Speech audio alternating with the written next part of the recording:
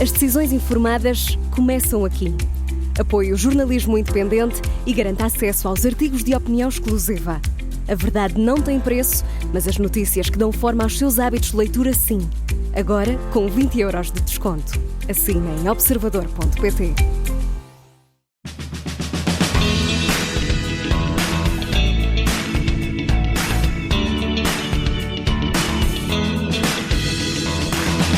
Tiago Lagoa já nasceu ambientalista na Ilha Terceira. Um dia tornou-se engenheiro do ambiente à séria, com uma carreira dedicada à promoção de práticas sustentáveis e à educação ambiental. É, portanto, influencer na difícil e pouco sexy área da sustentabilidade. Ali à produção de conteúdos nas redes sociais, ao trabalho numa empresa, enquanto engenheiro do ambiente. Comunicador de sustentabilidade por excelência, vem falar de consumos fantasma, greenwashing, waste apps e eco-ansiedades paralisantes, enquanto desmonta mitos relacionados com o plástico versus vidro, escovas de dentes e talheres de bambu, ou o futuro do nuclear, e dá dicas de coisas simples que podemos começar a fazer pelo bem de todos. O planeta agradece. Como diria o poeta José Ferreira, nas veias corre-lhe basalto negro, no coração a ardência das caldeiras, o mar imenso enche-lhe a alma e tem verde, tanto verde, a indicar-lhe a esperança. Olá, Tiago, e bem-ajas por ter aceitado este meu convite. Bem-vindo à Rádio Observador. Obrigado. Adorei este final do Negro. Com o poema, exatamente, da Ilha da Bruma, é tão bonito. De facto, e tu tens verde por todos os lados, a tua esperança, a tua t-shirt, os teus olhos, portanto, estás lá. Estava destinado. É muito curioso, tu nasceste terceiro, de facto, mas és micaelense, digamos assim, foste para São Miguel, onde depois cresceste até aos 18 anos. Uhum. Tu nasceste já para esta causa ambiental, porque eu acho que já nasceste ambientalista por causa desta questão, teres nascido nos Açores, e isso, e o ser escoteiro, ter sido escoteiro tantos anos. Sim, eu acho que tudo isso influenciou. As pessoas muitas vezes perguntam quando é que despertei para esta causa. Eu sinto que já nasci. Quem passa por São Miguel percebe.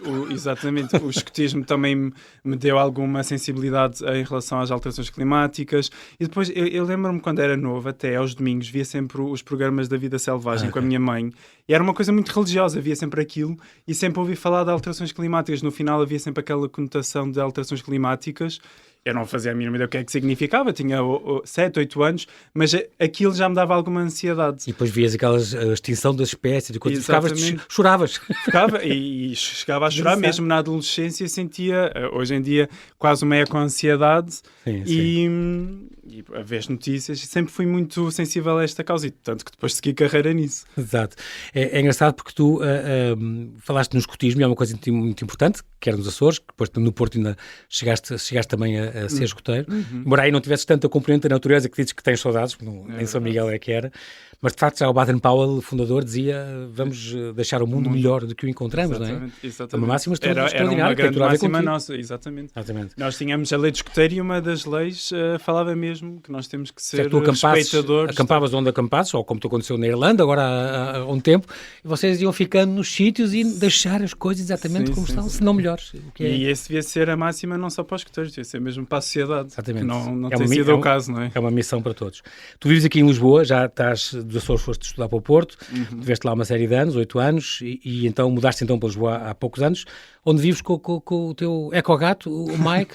Continuas com ele, certo? Continuo, graças a Deus. Que te acompanha no teu trabalho na horta. Tens uma horta urbana, que é uma coisa muito curiosa. Também uma sorte muito grande. Eu também gostei muito, nos últimos anos, que comecei a ganhar este gosto pela horta, e foi uma sorte muito grande ter uma horta em Lisboa, que depois é uma coisa muito fascinante, porque em Lisboa é uma cidade e as pessoas não associam hortas. E é um gosto, é quase terapêutico. 2 vezes por ano faço os cultivos, e depois estou sempre ali a manter a horta e a dar alimento. É um gosto enorme. E usas imensas coisas que tu fazes nas receitas, nas tuas receitas, usas. Sim. E tens no Instagram uma série delas. Exatamente. No verão agora foi uma quantidade absurda de tomate, depois é brócolis, imensa cebola. Pronto, é um gosto também cultivar um pouco. E também dá valor à comida, porque também isso é importante. E há outra coisa importante, é bom para a cabeça. Exatamente. Isso também é uma coisa que sempre diz. Exatamente. Em 2018 mudaste então o teu estilo de vida, já lá vamos. Tu licenciaste mesmo em Engenharia do Ambiente na Faculdade do Porto, Faculdade de Engenharia no Estado do Porto, depois fizeste um Erasmus aqui na Chequia, Ústí nad Labem. Isto é o quê? Uma universidade? Isso é uma cidade na República Checa que fica um pouco Chama a norte. Ústí nad Labem? Ústí nad Labem, que é além do rio, acho eu. Aquele fica um pouco abaixo de Dresden, na fronteira com a Alemanha, e é 1 hora de Praga. Uma cidade muito pequena, meio industrializada, mas também estudantil. E estive lá 5 ou 6 meses. Pronto, aquilo não era uma cidade com um grande espírito estudantil. A gente ia até sair à noite, era mais para Praga. Okay. Mas adorei a experiência. Fabulosa. Exatamente. Praga, para mim, é das cidades mais bonitas europeias, daquelas que visitei. E foi uma boa altura para também conhecer um bocado da Europa. E tem outra coisa que tu, de certeza, que gostas, que eu achei muito em Praga, que é, ainda no ano passado lá tive, que é uma escala muito humana. Tu falas disso, da cidade dos 15 minutos, e Praga visita-se tudo um dia ou dois, as coisas são perto umas das outras, não tens que apanhar metros para lado nenhum. É muito engraçado isso. Tudo isso é excepcional. Acho que nunca andei de autocarros lá, nem extremos. Claro, é incrível. Muito bem, entretanto, na tua experiência profissional, és consultor de estudos de impacto ambiental também, falas nesta Creators Agency, onde também estás envolvido. As empresas, Tiago, estão mesmo interessadas em melhorar as coisas? Ou há casos e casos, com certeza, mas tu sentes que vês mais interesse em as pessoas chamarem-te ou encomendarem estudos de impacto ambiental e dizer, eu tenho um amigo meu que estava num super emprego numa câmara e depois largou esse emprego onde ganhava muito bem para ir para fundar uma coisa, qualquer coisa, chama-se a empresa, que é mesmo, o trabalho delas é ir a várias empresas e dizer, vocês podem melhorar muito a vossa eficiência energética e a vossa, não sei o quê, percebes? E as faturas e tudo. Sim, eu agora já não estou a trabalhar em nenhuma empresa de energias renováveis e eu trabalhava de facto com energias renováveis, com licenciamento ambiental, e eu sinto que de facto há uma preocupação maior das empresas. Claro que há empresas e empresas. Sim. Escalas e escalas, claro. Claro, mas também não podemos esquecer que energias renováveis também são um negócio, e isso para mim não é uma coisa necessariamente má, porque nós precisamos de interesse económico para as energias renováveis, de outra forma também não conseguimos fazer uma transição. Mas eu sinto que cada vez empresas até fora do nicho que é a engenharia do ambiente estão preocupadas também, daí esses serviços de consultoria que eu faço, agora não diretamente com estudos de impacto ambiental, mas um pouco se calhar como o teu colega fazia. Também há 2 semanas também estive num hotel a dar formação para o desperdício alimentar nas cozinhas. Portanto, há cada vez mais empresas a quererem mudar o core da sua empresa. Tem que ser. As empresas e depois as pessoas particularmente, mas hoje temos mais a falar disso, mas as empresas e os governos têm que, sobretudo, também têm É uma coisa que eu gosto em ti, Tiago, é que tu tens a noção disso. Por exemplo, é a questão do reciclagem. E há um daqueles mitos que é, não, nem reciclo porque sei que isto é um grande negócio, e aos pontos verdes, estou mesmo a ver, é um grande negócio, não vou sequer reciclar. Mas ainda bem que é um negócio. E tu dizes, mas é que se não fosse um negócio, se não houvesse ninguém ganhasse dinheiro com isso, cara, isso não havia. Exatamente. Porque o dinheiro chama de facto essas, mesmo, ao menos que seja uma empresa boa. É um impulsionador. Tens a noção disso, isso é bom. Claro. Isso é, negócio, comprar roupas, coisas. É obrigatório que se a gente não comprar, as empresas vão à falência, é pior a fatura para toda a gente. Portanto, há coisas que podem ir mudando, claro que sim, e aproximando para bem do planeta, mas de facto há um negócio envolvido em muitas coisas e ainda bem. Isso faz andar as coisas, eu acho infelizmente. Que é super importante ser um negócio. Muito bem. E isso que nos motiva também. Sim. A ansiedade é para ti um tema importante porque tu... Tive aqui há pouco tempo, Tiago, um convidado que está a doutorar-se em eco-ansiedade, neste caso na Nova Zelândia, mas porque de facto ele contou-me, não tem noção da quantidade de miúdos em Inglaterra e em vários sítios que perdem o sono e estão em insónias porque o mundo vem aí, vamos morrer todos, as espécies vão estar todas extintas, vamos respirar fumo daqui a 10 anos. Eu acho que nunca cheguei a esse ponto, mas eu na adolescência essencialmente sofria muito a ver notícias. Lembro, por exemplo, não é uma coisa tão diretamente ligada às alterações climáticas, mas quando foi o tsunami na Indonésia, lembro de ter sofrido muito e não ter dormido, sempre que vi incêndios florestais. Hoje em dia já controlo muito bem isso, também tenho terapia em dia, mas também porque eu de alguma forma sinto que também já estou a fazer a minha parte e isso ajuda muito a acalmar essa ansiedade. E sinto que também faço um pouco mais do que aquilo, até quase que sou obrigado. E isso acalma muito a minha ansiedade, mas eu tenho super empatia para essas pessoas porque percebo. É bastante frustrante nós sentirmos e saber que à nossa volta não há uma preocupação real. Eu estou-te a ver a entrar pelo quarto dos seus pais com poucos anos a dizer que este catástrofe vai acontecer cá, isto pode acontecer cá. Sim, mas isto aconteceu quando foi o tsunami. Eu lembro de ter ido para o quarto dos meus pais e perguntar se o tsunami chegava aos Açores. E tu pedes um cigarro? Não, calma. Não, isso não vai acontecer, mas lembro perfeitamente de perguntar. Portanto. Tiveste, mas nunca chegaste a ser diagnosticado? Alguma psicóloga disse-te, ou leste alguma coisa e disseste, eu tenho estes sintomas todos, é isto? Não fui diagnosticado como é com ansiedade, tenho ansiedade, mas nunca foi propriamente com ansiedade, até porque a terapia que eu fazia não era muito ligada a esta parte, portanto nunca foi um foco, até porque quando eu comecei a fazer terapia esta parte com ansiedade estava muito controlada, já tinha encontrado os meus próprios mecanismos. Mas tu também, houve outro grande momento em que também te viste um bocado aflito, quando mudaste a tua alimentação, viste aquele Cowspiracy. Sim. Esse foi o momento. Eu acho que foi em 2014 ou 2015. Eu já estava a estudar engenharia do ambiente, portanto eu já queria seguir uma carreira de ambiente para ter um impacto positivo eventualmente numa empresa. E quando vejo o Cowspiracy, que nos dá a realidade sobre a indústria pecuária e os impactos ambientais, eu pensei, não, isto é completamente contra aquilo que eu acredito. Quer dizer, eu estou aqui a estudar um curso para ter um impacto positivo e de repente na minha alimentação estou a fazer pior. Exatamente. Então na altura tentei ser vegetariano, não consegui, porque na faculdade eu tinha... 53 anos, não consegui. Não consegui, mas depois... Porque na faculdade as minhas prioridades eram outras. Mas depois, em 2018, lembro-me, estava a falar com os meus amigos, foi dia 31 de agosto de 2018. Lembro-te o dia, tu? Lembro-me porque foi muito caricato. Eu conto esta história, eu às vezes não sei se devo contar, porque eu estava num jantar em minha casa, nos Açores, com os meus amigos, tinha vinho na mesa e tudo mais, e estávamos a discutir política, que era uma coisa que eu não fazia. E também não tinha conhecimento para o fazer. Hoje em dia já falo mais de política. Claro. E na altura eu era a única pessoa da mesa que estava a política para a questão ambiental. E os meus amigos, mas ninguém quer saber disso. E nessa noite pensei, já tinha tentado ser vegetariano, já estava há 3 anos com aquela culpa de tu nem sequer estás a tentar reduzir. E naquele momento disse, ok, a partir de hoje não vou compactuar isso. E deixei de comer carne logo no dia a seguir. Completamente? Desde então? Desde então, já passaram 6 anos. Mas eu gosto que as tuas dicas, uma das tuas dicas é reduzir a proteína. Eu não tenho mas eu gosto que não sejas fundamentalista. Exato. Até porque reduzam. Segunda-feira sem carne, como tu dizes. Pronto. Sim. Eu acho que isso também é uma forma empática de comunicar, porque ninguém tem que mudar. Para mim fez sentido a eliminar a carne. Mas é a redução, porque eu acredito que a agricultura ou a agropecuária possa... Aliás, é importante para uma agricultura mais sustentável nós termos animais para ajudar na fixação do carbono no solo e tudo mais. Portanto, eu falo sempre de uma redução em tudo.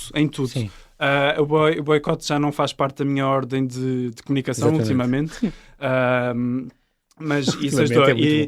E de facto, esse momento 31 de agosto de 2018 mudou. A partir daí foi quase descobrir novas coisas. Comecei depois a fazer compostagem, a comprar mais a granel, e depois houve um momento em que eu pensei, já estou a fazer tudo o que posso fazer, se calhar quero partilhar isto com o mundo. E foi quando eu criei a página em 2020. Muito bem, mas depois de quando criaste a página, depois de mudar de vida, em muitos aspectos da tua vida, não é? Achaste que não era suficiente. Quando criaste a página, depois houve um segundo momento de eco-ansiedade. Foi esse momento, foi esse segundo de eco-ansiedade que eu criei a página. E depois aquele desenrolou-se, já vão 4 anos, comecei a partilhar muito o meu estilo de vida. Receitas depois, e tudo, é muito giro. Sim, e depois comecei a trazer informação desmontar sobre... mitos. Exatamente, comecei a trazer essas informações, desmistificar, trazer... É bom seres engenheiro, porque assim as pessoas sabem, procurar muito. Informação fidedigna, que nem sempre as pessoas têm. Isso também ajudou-me um bocado neste percurso. Exatamente. Ultimamente tenho divulgado até mais a ciência do ambiente, a ciência climática, porque isso ajuda também à compreensão das alterações climáticas e a agirmos em relação a Tenho visto elas. uns vídeos teus fantásticos sobre a questão quando foi a de Valência, por exemplo, da Ana, e tu explicas os tornados, como é que se formam os tornados, como é que se formam não sei o quê, e com exemplos e panelas e coisas. É engraçado. Esta ciência que é chama importante, as pessoas. porque isto até foi no seguimento de uma notícia que saiu dos Estados Unidos, que as pessoas achavam que o Biden é que estava a criar os tornados para afetar. Como é que é possível? E tu, isto é completamente ilusional. Eu pensei, vou explicar como é que se torna um tornado. Ninguém queria tornados.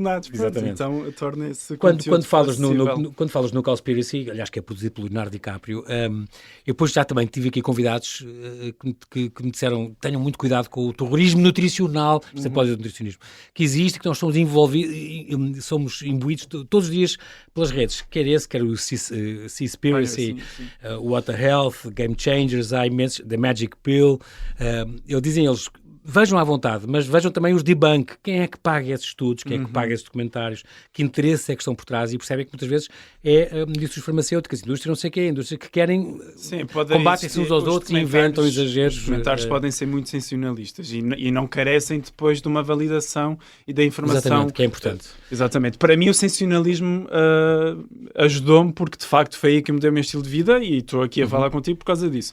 Ao princípio deste um bocadinho mal, ou não? Ou quer dizer, só passaste passado um tempo é que já estás seguro, estás mais limpo, sentes-te com mais energia. Mais na altura, eu não fazia a minha ideia do que eu estava a fazer, comia muito mal. Mas ao final de uma semana... carne dos Açores, que é tão bom. Aí o queijo, tudo. Exatamente. Às vezes as pessoas perguntam, és açoriano e não comes nada, pois. Laticínios dos Açores, é verdade. Mas na altura senti-me com muito mais energia. Hoje em dia já não sinto essa diferença, porque já é o meu estás default. habituado, exatamente. Mas depois, obviamente, acabei por consultar nutricionistas e para me informar. E comes alguma coisa para substituir coisas que não tens dessa maneira, ou não? Alguém te aconselhou alguns suplementos, algumas coisas, as vitaminas B11 e aquelas coisas? B12. O único suplemento que tomo é B12, porque é o único que nós não conseguimos sintetizar. Exatamente, através da proteína vegetal. De resto... Mas tomas mesmo, gente, cápsulas e coisas? Sim, okay. tomo. E também foi aconselhado pelo nutricionista, portanto também não é autossuplementação à toa. Sim, está bem. Central de dessalinização, isto existe, fala-se cá, já acho que há uma no Algarve experimental. Está a ser construída, sim. Está a ser construída. Está o que é que tu achas disto? Como engenheiro? Eu acho que é importante. É importante. Obviamente tem vários impactos ambientais, mas é um caminho que nós vamos precisar de percorrer. Aliás, já Cabo existe... Verde há imenso. E mesmo em Porto Santo, na Madeira, já existe há cerca de 44 anos que eles dependem... E funciona bem. Eles dependem daquela desalinizadora. Mas não tem nascentes... No Algarve, considerando a realidade da seca, era inevitável. Claro que isso não elimina a necessidade de nós continuarmos a gerir, neste caso melhorar a gestão da água naquela zona e em Portugal. Estamos desconectados da natureza, e agachas? Completamente. Tu então que nasceste no meio da natureza mais pujante e mais bonita. Eu sinto muito Vivemos falta... em piloto automático e não temos, então nas cidades muito mais, não é? Sim, muito. Também tem muito a ver com o sistema que nós vivemos. Nós acordar, trabalhar, estamos sempre neste piloto automático e não conseguimos pensar como é que as nossas ações estão a prejudicar o planeta. Até passear pela natureza faz bem à saúde mental, como tu dizes. Sim, eu sinto muito a falta disso. Tu sentes que és uma nova Greta Thunberg, mas transexo e portuguesa? Não sinto nada, embora ela já tenha sido uma inspiração para mim na altura que ela fez aquele discurso muito grande.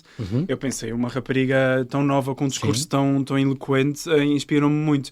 Mas eu acho que não comunico como ela. Eu sinto que comunico mais como um engenheiro que tem conhecimento da causa, não que ela não tenha, atenção, claro. Mas sinto mais que comunico de uma forma científica e de uma forma, se calhar, mais... Então, pode ser credível, mas também consensual e nada contra o discurso dela, porque eu acho que ela trouxe aqui um grande movimento e sensibilizou imensas pessoas. Alertou. Mas acho que as nossas comunicações são muito diferentes. Sim. Eu tento... Pronto, é um bocado da minha personalidade. É um bocado da minha personalidade claro falar um pouco assim. Claro que sim. De uma forma mais científica. Agora uma mais difícil. A climáximo para ti... Tenho ouvido tanto de vários convidados que dizem não me representam, eles não são como eles dizem a voz dos jovens, não sei o quê. Todo o movimento em si é uma coisa um bocadinho perigosa de anticapitalista, anti não sei o quê, não é? Sim. E tal, as ações deles não são de acordo com as ações que eles têm feito para os trânsitos e não sei mais. Mas qual é a tua posição sobre isso? Vê lá que isto que vais dizer fica no podcast. Eu acho que há espaço para todos, acho que há espaço para várias comunicações. E sem a linguagem que eles encontraram para sensibilizar, então que seja. Como eu disse, e repito também quando falaste da Greta, a minha forma de comunicar é diferente. E acho que nós temos trabalhos diferentes no que diz respeito à luta climática. Muito bem. Tiago Lagoa, temos que fazer aqui um brevíssimo intervalo e já voltamos à conversa. Até já.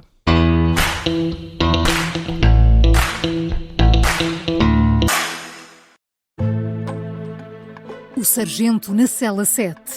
O homem na cela 7 escapou à morte por pouco. Piratinha do ar. Eu já disse que ele só tem 16 anos. Um espião no Kremlin.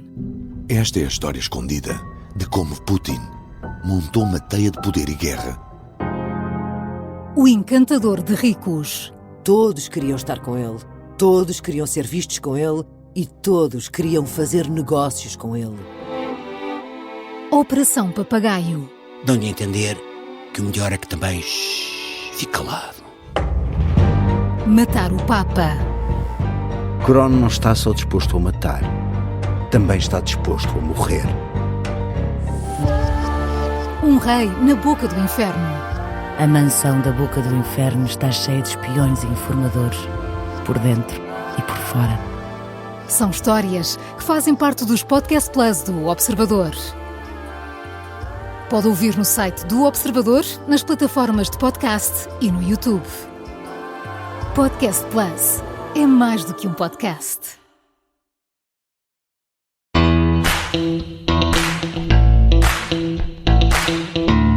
E estamos a conversar com Tiago Lagoa, ele é engenheiro do ambiente, com uma carreira dedicada à promoção de práticas sustentáveis e à educação ambiental, sendo um verdadeiro influencer na difícil e pouco sexy área da sustentabilidade. Nós, portanto, estávamos aqui a falar de algumas características tuas, da maneira como tu criaste há 4 anos este Instagram, tornaste um comunicador de sustentabilidade, esta página Tiago Lagoa A. Porquê que é Lagoa com 2 A's no fim? Já haviam Tiago Lagoa? É por isso? Sim, okay. Não é nenhum nome teu que é Tiago Alberto Lagoa? Ok. Onde partilhas então neste site dicas acessíveis para qualquer pessoa adotar um estilo de vida mais sustentável, com foco na gestão dos resíduos, da eficiência energética, da economia circular. Fala-se também sobre ciência do ambiente e alterações climáticas. É muito importante isto, Tiago, e tens esse papel importante que difere um bocadinho de outras pessoas que têm outras influências, com menos conhecimento, digamos assim. O Insta pode, de facto, fazer a diferença? Eu acho que sim, de outra forma não teria a trabalhar nele, tanto. Porque isso também me abriu muitas portas para influenciar meios que eu não chegaria através de uma empresa onde eu alguma vez teria estado. Permitiu-me contactar empresas que, como eu disse há bocadinho, hotéis, já fui falar a escolas, universidades. Exatamente. O Instagram é... E em breve, agora vais ter um TED Talk também. Exatamente. Portanto, tudo isso. E tiveste agora na Web Summit. Sim. Tiveste um trabalho muito giro neste dia 14 de novembro, nesta moderação desta talk. Why the stakes are too high for greenwashing. Estamos a falar de greenwashing, é o quê? É aquela aldrabice que as empresas pregam para fingir que são verdes e não são, é isso? Exatamente. É uma prática que se faz para dar a entender que um produto é uma coisa que não existe. Eu acredito é que existe...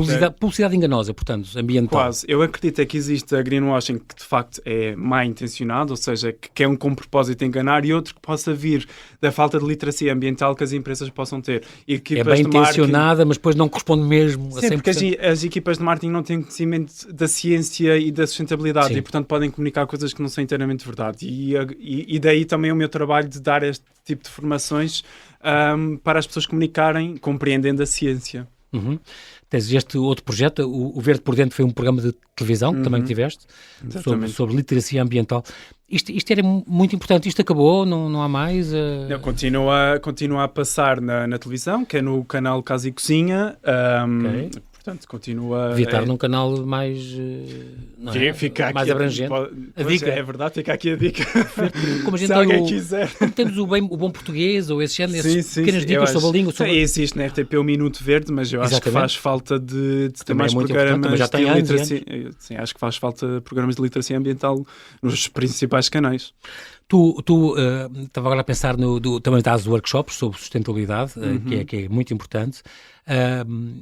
Uma coisa que tu consegues fazer muito bem, Tiago, é tratas com leveza um tema que pode ser pesado, e às vezes e quanto mais as metas se aproximam e as datas vão avançando, e o pouco que se faz muitas vezes, e os reveses que vamos tendo, agora com o Trump outra vez, por exemplo, eu sei que isso é uma coisa que preocupa, e aconteceu agora mesmo, não é? Isso assusta muito, porque de facto vamos voltar a um Trump 2, agora é uma segunda tentativa, mas ele já alertou, e tu já tens falado sobre isso, que há coisas que se vão acentuar.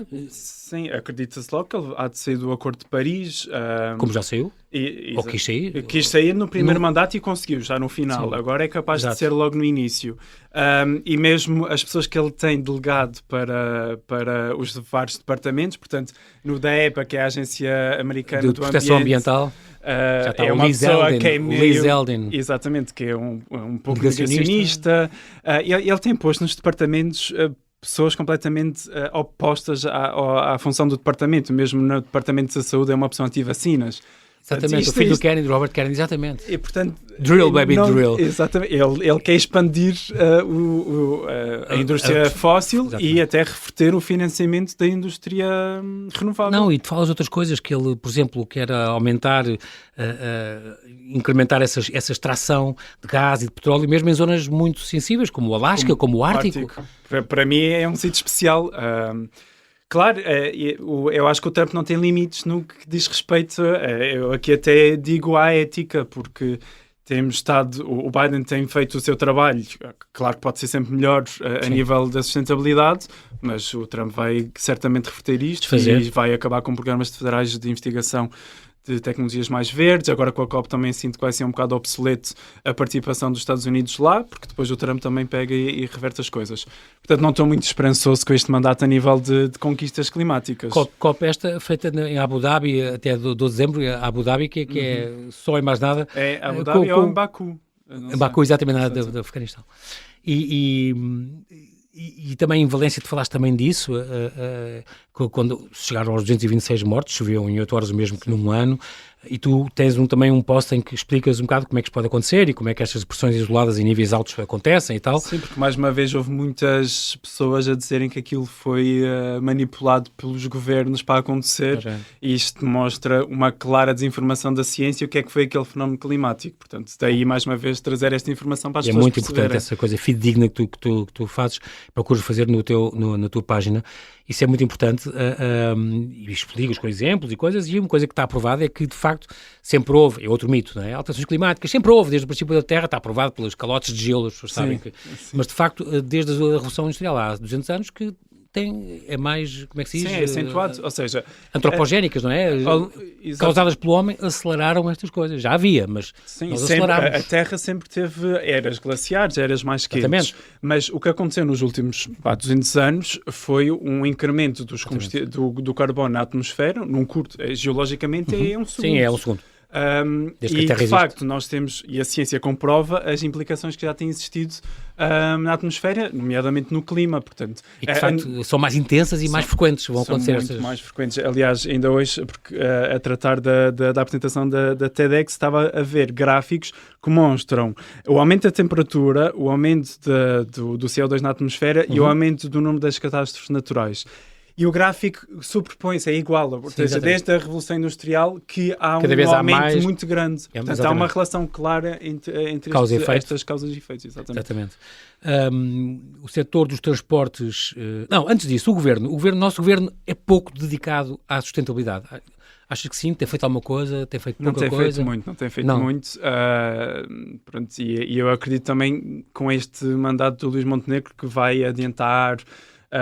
grande coisa. Eles agora... Que não vai adiantar ou vai adiantar? Acho que não vai adiantar muito. Sim. Eu acho que de forma geral os governos também não têm muito interesse. Porque o foco nunca é a sustentabilidade. Claro, porque nós temos temas muito preocupantes no país. A habitação, os salários e a crise climática acaba sempre por ficar um bocado de lado, apesar dela exacerbar todos os problemas sociais que nós existimos.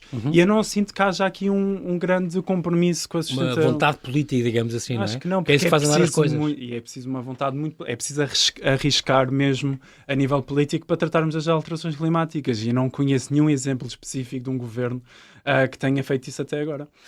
Tu estavas a falar há bocado, quando falámos do Trump, que vai, se calhar, incrementar esta extração no Ártico, diz é uma zona que, de facto, que me faz tantas saudades, porque, de facto, foi uma viagem que tu fizeste este ano e que te encheu as medidas. Sim, completamente. E voltava, e eu gostava de voltar agora para o próximo mês. Tu tens 50 fotos com auroras boreais e coisas assim, Tiago, isso é tão bom. É uma viagem de sonho, ir à Noruega ver os fiordes e também as auroras boreais. Aliás, este sonho das auroras boreais nasceu de um filme da Disney que era o Kenai e Koda, que são os dois ursinhos. E então sempre quis ver as auroras boreais e ainda quero ir ao Alasca, que é onde se passa o filme, vê-las.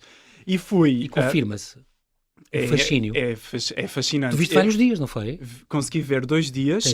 Fotos. Eu sinto que as fotos fazem mais daquilo que nós vemos. Muitas vezes são muito mais fraquinhas e a gente não vê assim tanto. Mas eu consegui apanhar um dia de pico mesmo de uma explosão na cintura de Alan. Naqueles dias houve mesmo, os parâmetros estavam muito altos e eu tive muita sorte porque eu naquele dia, naquela semana não tinha havido, eu tinha ido 2 dias antes a Oslo e naquela semana não havia auroras boreais, não tinha havido. Sim. E no primeiro dia que eu cheguei a Oslo tinha havido e eu comecei a ficar nervoso, quer dizer, eu estou aqui no sul, ainda estou a 2 horas de avião. No dia em que eu cheguei, eu pensei, pronto, eu não... porque eu depois marquei uma expedição... Mas porque Oslo é muito cá em baixo, é muito no sul do país, não é? Sim, e eu fui mesmo para o norte. E eu tinha marcado uma expedição da caça das auroras para o dia a seguir ter chegado a Tromsø, que é a ilhazinha onde eu tinha ido. Eu pensei, ok, estou aqui em casa, não vou procurar as auroras porque amanhã tenho a expedição. Mas por acaso fui ver a aplicação, que é As auroras. Agora já não me lembro do nome. Gira, há uma aplicação que Há diz uma aplicação... como o WindGuru ou qualquer coisa. Exatamente. Não e sabia. tinha lá dois prints a dizer que tinham sido avistadas e que os índices estavam gigantes. Eu estava a comer, vesti-me, fui a correr, porque isto depois foi fascinante, porque eu depois fui a correr pela ilha à noite à procura de um sítio escuro. E as pessoas também à procura, e as pessoas a dizer que não têm encontrado, e eu disse, eu vou até o outro lado da ilha, não sabia quão longa era a ilha, e depois comecei a ver uma, e quando vi, tinha sido assim uma coisa muito tenue, e eu pensei, não, vou voltar para o parque. Quando chego ao parque, o céu vejo explodiu. Olha, foi mesmo chorar às baba e lágrimas, arranho, completamente, sim, e depois até estava a ouvir música, nomeadamente do Kenai Koda, porque há lá uma música... Foi um presente de Deus. Tive muita sorte, não apanhei nada mau tempo, foi incrível e tenho muitas saudades e gostava mesmo de voltar. De vez em quando ainda fazes estas escapes, eu diria assim. Por exemplo, vais à salsa, tu estás na dança ainda? Não tenho ido dançar também um bocado por falta de tempo. Mas é salsa, salsa, sim. Comecei a aprender há 1 ano e meio, já vai fazer 2 anos, e tenho adorado. É muito a minha energia, a salsa é muito a minha energia, muito movimentado, eu também tenho muita energia, então aquilo ajuda-me a cansar, e tem sido um gosto de aprender. Muito bem.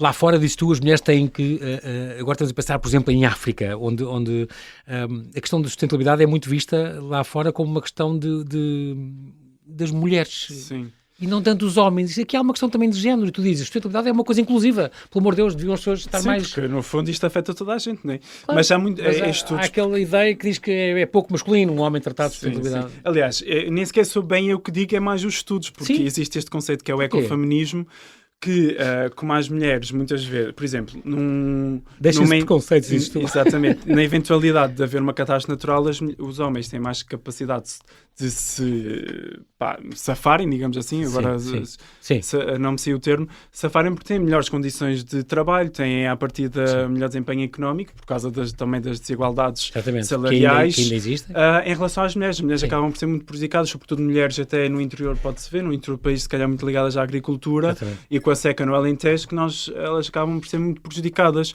E é normal que as mulheres se sintam mais preocupadas, porque também são as mais afetadas, e digo mulheres e digo outras minorias, seja étnicas, raciais, outros grupos sociais, e portanto isto acaba por ser uma questão muito de género.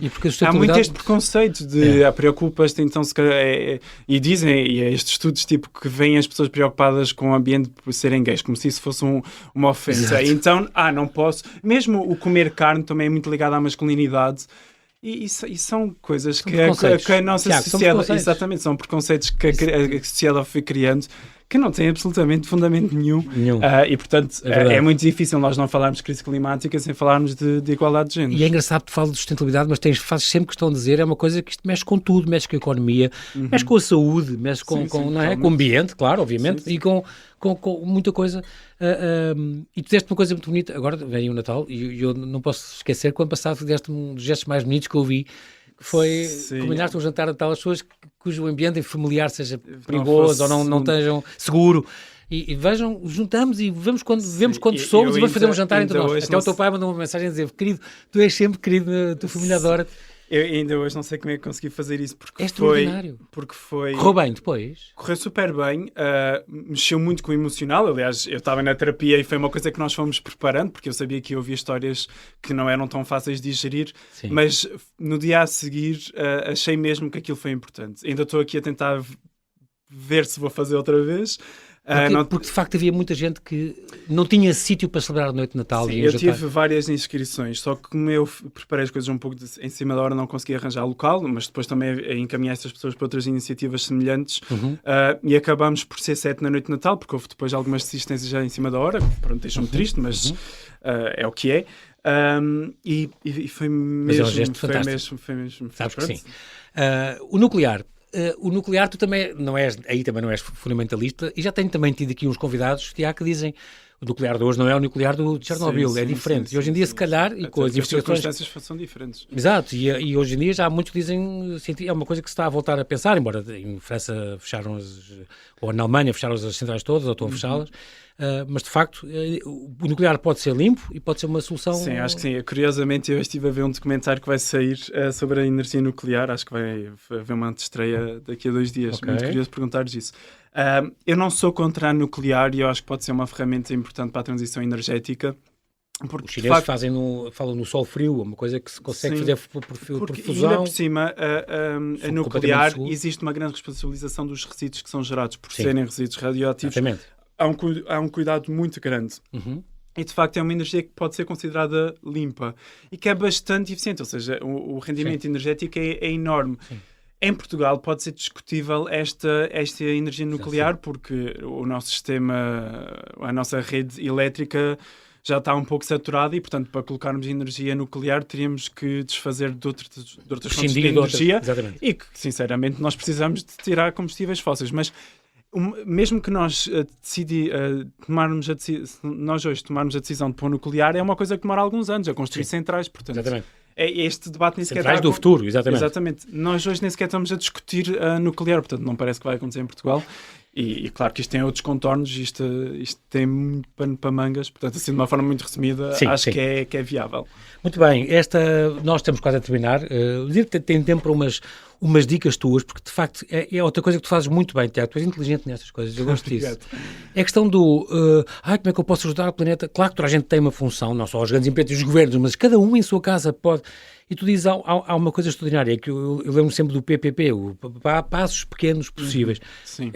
Primeiro, foquem numa área da vossa rotina diária, foquem numa área e digam, vou, por exemplo, poupar água, e vou arranjar maneiras, e há várias, de poupar água, ou gastar menos gás no fogão, ou as hortas, ou o que tu quiseres. Tens umas ideias muito giras? Sim, há várias que eu às vezes penso, faz assim, tipo uma análise do teu dia-a-dia e escolhe uma área onde queiras melhorar. Às vezes pode ser, nós só olharmos para o nosso ecoponto, para o nosso caixote de lixo e perceber o que é que eu pus aqui no lixo que poderia não ter colocado. Que embalagens é que eu comprei que poderia ter comprado a granel? Às vezes é um bocado fazer esta análise. Ou os talos, como eu ponho, faço imensas sopas para os meus filhos e deito fora os talos e as cascas e tu dizes, como é que... E os talos, ainda por cima, usa-se nas sopas. Dos brócolis até se come cru, assim com umos, é bem bom. E acho que só olharmos para o lixo que nós produzimos, porque as pessoas não têm ideia, nós produzimos quase 1,5 kg por dia, em média, em Portugal. Se nós olharmos para isso, as pessoas já vão ficar sensibilizadas. E depois é até olharmos para a fatura da água e percebermos quanta água nós gastamos por pessoa em casa. Mas tu fazes as contas porque tu és engenheiro, portanto isso é bom. E faz um pequeno exemplo, vá à sua fatura, pegue nos metros cúbicos, divida por 1000 litros. No caso da EPAL até já tem são? Na EPAL até já nos diz o valor diário, depois é só dividir pelo número de pessoas em que casa. Estão, e depois é assim, mas o choque do número é incrível, porque ficas, ok, como é que eu estou a gastar 180 litros por dia? Quase o dobro do que a ONU diz que, sem baixar o nível de vida, chega-lhe perfeitamente. Sim, eu acho que quando olharmos para os valores, quando olharmos para o nosso caixote de lixo, quando olharmos para o valor da água, eu acho que as pessoas pensam, se calhar há aqui coisas que posso mudar. A partir do momento em que tu contabilizas aquilo que tu estás a gastar, eu acho que é mais fácil depois teres as contas ajudam, tu dizes isso. Pode ser fazer as contas ajuda a motivar. Buscar uma refeição vegetariana. As lâmpadas por LEDs e essas coisas são muito mais eficazes. A água do banho. Essas são coisas muito pequeninas. Aproveitar aquela primeira água que a gente tira no duche até ela ficar quente. E essa água pode ser aproveitada para uma descarga? Que eu acho que tem um efeito borboleta, porque uma pessoa depois começa a influenciar o seu círculo de amigos. Exatamente.